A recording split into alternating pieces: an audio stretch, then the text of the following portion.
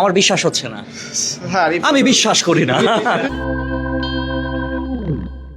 ইংরেজিতে একটা লাইনও ভালোভাবে বলতে পারতেন না, ইংলিশ ফ্যান্টাসিতে এসেছেন।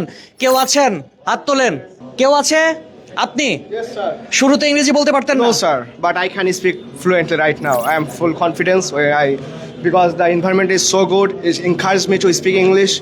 And if I speak Bangla, they make fine. And our teacher is so helpful when we face problem.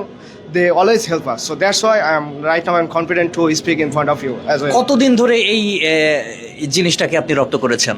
Sir, it's just only 1 month. I don't do anything because I am the proof here that I can speak English so well.